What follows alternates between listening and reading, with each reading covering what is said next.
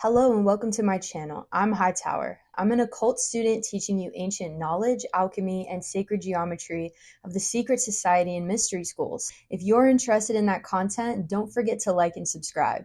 In this video, I will teach you the way that the occult mystery schools view the precession of the equinox and what it means to be in a certain zodiacal age. I'm going to teach you about heliocentric astrology, how the ages have affected the mass consciousness, and how initiates and illumined ones have used symbols of the opposite sign and taught the ways of the opposite sign to keep them above the matrix. Now, let's discover hidden perceptions of the precession of the equinox.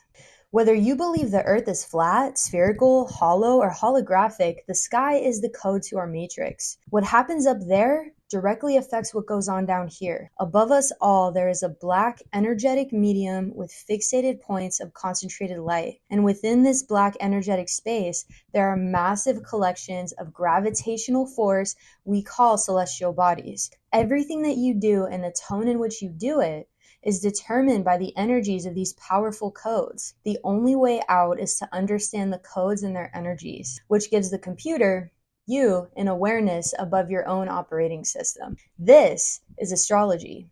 The most popularized system of astrology is called geocentric, where we see the house of the sun from Earth's point of view, and so it gives us the energy of the matrix. For example, right now, we're in the geocentric age of Pisces, so Pisces has been the energy of the matrix. The mass consciousness has been Piscean. However, this is not where you want to find yourself.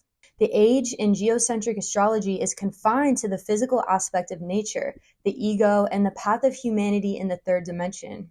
There is another precession of the equinoxes, which is from the sun's perspective, called heliocentric astrology. When the earth is said to be in a certain age of the zodiac, the sun's age is in the opposite sign.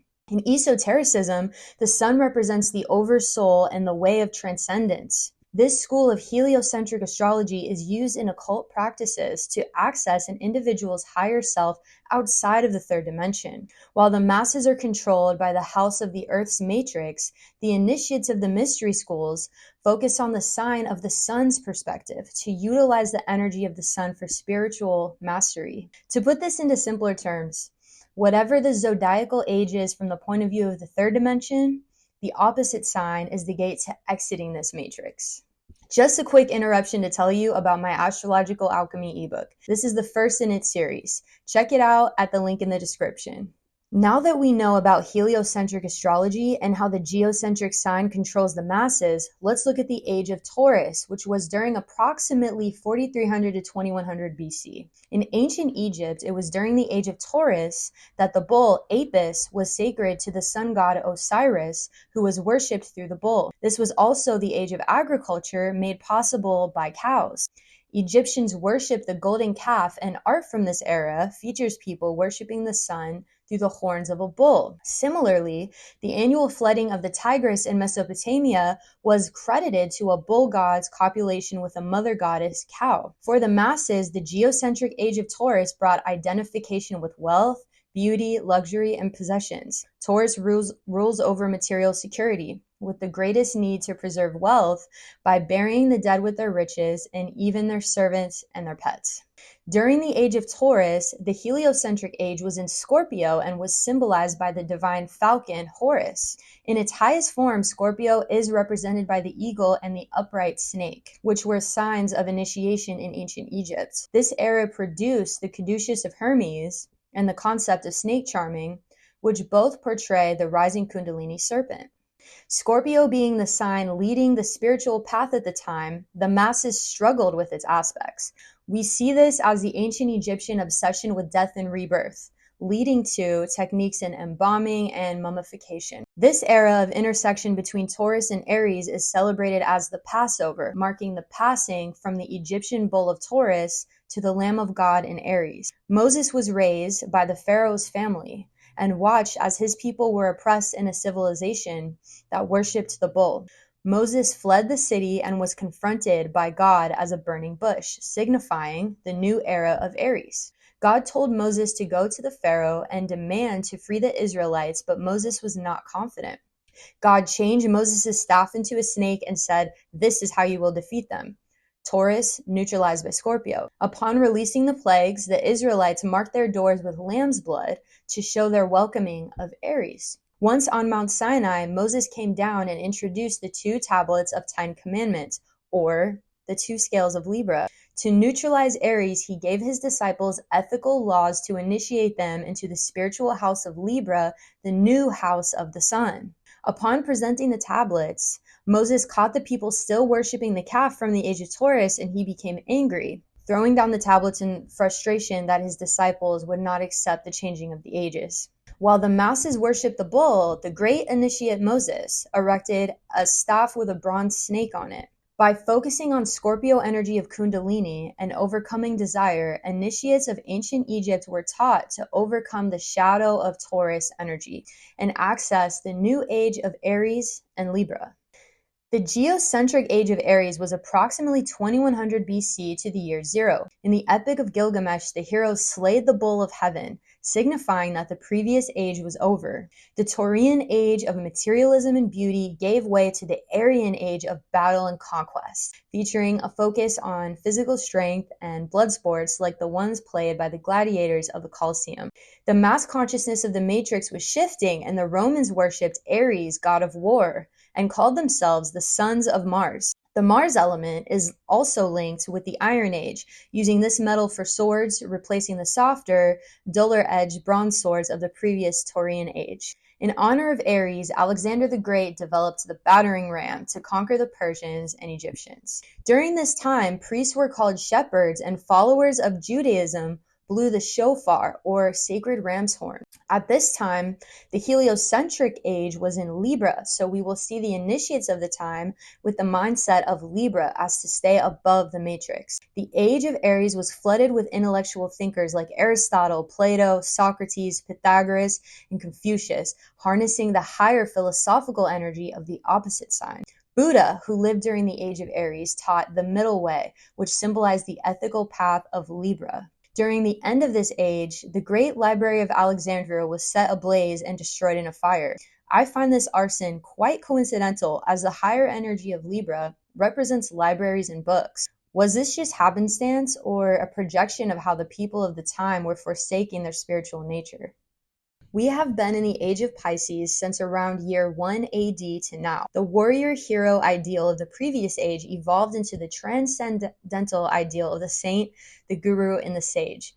During the Age of Pisces, the ichthys, or fish, has been the symbol of divinity. Pisces is a water sign, and the Christian faith practices baptism. In honor of their Messiah, Jesus, who was referred to as the fisher of men. In the New Testament, Jesus pays the tax he owes with a golden coin which he takes from the mouth of a fish. One day, Jesus asked his disciples how they saw him, and Peter proclaimed that Jesus was a victorious military king from the line of David. They believed that by following Jesus, it would give them fame, glory, and victory, because that was the way of Aries. Obviously, Jesus did not fit this image, and so he told them that he is a suffering king who will save Israel by sacrificing his life. Jesus urges his followers to reject this idea in the name of peace and virtue, because this is the higher energy of Pisces. In the Last Supper, they famously celebrated Passover as the age of Aries was passing over into Pisces. Since the dawning of Pisces, the mass consciousness has been dominated by religious wars and persecutions, from the Crusades to the Holocaust to conflict in the Middle East. The shadow of the matrix has brought out the worst version of Pisces, where disagreements in religions and morals have led to slaughtering for righteousness, as Western religions argue about whose prophet was the true Messiah and the correct way to reach heaven. In the East, however, the focus became enlightenment and the defeat of Maya, or Pisces illusion, to escape from reincarnation. They probably knew that Pisces was the age of the matrix. During this time, the heliocentric age was Virgo, and secret societies like the Rosicrucians and the Knights Templar worked to hide the teachings of Mary Magdalene. This knowledge has been kept confidential for illumined ones only, so the uninitiated masses would not have access to them. The higher energy of the past 2,000 years has been held in secrecy by the elites, which is the power of the feminine. To keep the masses in darkness, women and feminine energy have been oppressed while the patriarchal church has taken over. But in secret, they have worshipped the goddess. This is the most prominent as the slander of Mary Magdalene as a prostitute. The Nag Hammadi scrolls revealed that Mary was one of the 12 apostles, representing the sign Virgo. In the Magdalene manuscript, it reports that Mary was Jesus' wife. Jesus, representing the sun, was in the age of Virgo, birthed by the Virgin herself and worshipping the clandestine teachings of the goddess. Jesus fed the multitude with 2 fishes and 5 loaves of bread, representing Pisces and the Virgo symbol of wheat. To this day, many Christians observe Good Friday, which is sacred to the Virgin, upon which day they shall eat fish and not meat.